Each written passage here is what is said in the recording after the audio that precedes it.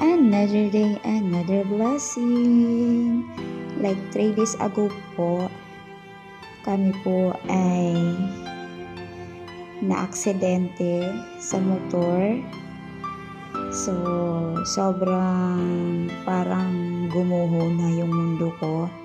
At feeling ko, on the spot talaga, parang feeling ko patay na talaga ako. Kasi po nung bumagsak po talaga ako doon sa motor, halos na blackout lahat ng paningin ko. Hindi ko na alam kung anong nangyayari. So parang himasmasan na lang ako nung ang daming tao na sa paligid ko.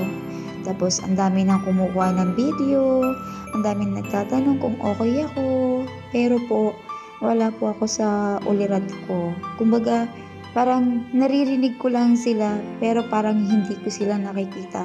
Ganun pala yung feeling pag yung nadidisgrasya ka. So, sobrang iyak lang ako ng iyak, kasi halos di ko talaga maigalaw yung mga paa ko. Kahit tinatanong ako ng mga tanod, okay ka lang ba? Basta ang naisasagot ko, iyak ako ng iyak.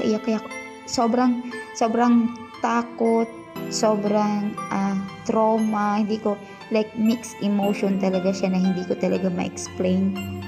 Tapos nag-aalala ko, iniisip ko yung mga anak ko, iniisip ko yung like family ko. Sobrang talagang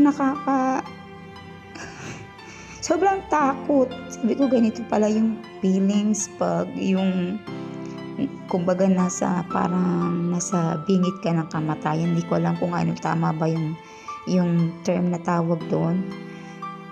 Pero like lesson learned talaga to sa amin na wag na magmotor.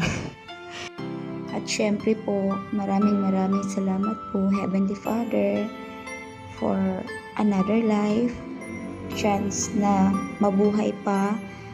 Kasi kung sabi nga, kung titignan mo doon sa CCTV nakuha sa amin, parang hindi na kami bubuhayin. But maraming salamat po Heavenly Father na andito pa po ako, makakapiling ko pa yung mga anak ko, yung family ko. So, thank you for another chance na binigay mo sa amin. Pero laban lang, ayoko po talagang mag-stay sa bahay. So, ngayon po medyo masakit pa po yung binti ko. Pero kaya ko na po siyang mailakad ng paunti-unti.